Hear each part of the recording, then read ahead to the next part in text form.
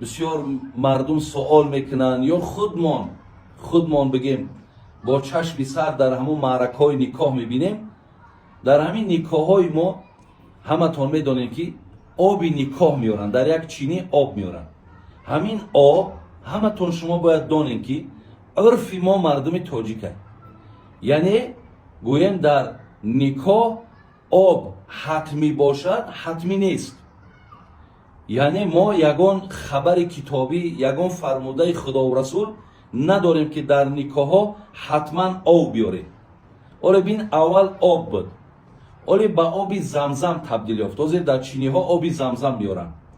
خب باز در آب قند میداختن، حاضر عسل میدازن، با غیر این نبات میدازن.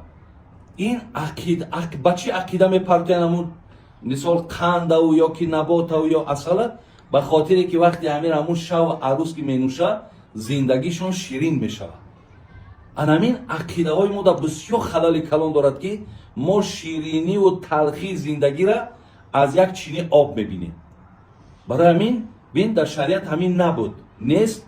همین یک آبی خالی می آوردن با آبی زمزم تبدیل شد، اولی نباتش میدازن، اولی عسلش میدازن، اولی با دیگر چیزهایی هست که با میده زم شیدن میگیرن. برای همین این عرف ما مردمه.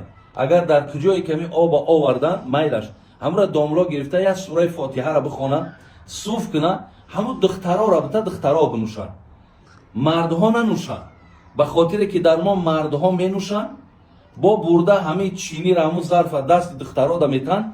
در جایی که مردکا دهنشون ماندن، با زنها دهنشون میمونن آب می نوشن. که این از نظر دینم در جایی که مثال یک دختر دهنش مانده است یا بچه مانده است، یک اینا بیگانه، یعنی دهن در جای دهن یک کسی دیگر ماندن، این نادرست گناه است. از جهت تیبم بسیار خطری کلان دارد که اگر یکی مبادا یگان تایمینا کسل باشن، بیمار باشن، چقدر زیان و ضرر میرسونن. برای همین در همون چینی سوره فاتحه را بخونین، صوف کنین، در دست همون دخترکا بتین، همونا هم در پیاله بریزن بعد بنوشن، میلش مثال جهت تیبی هم به خطر میشود.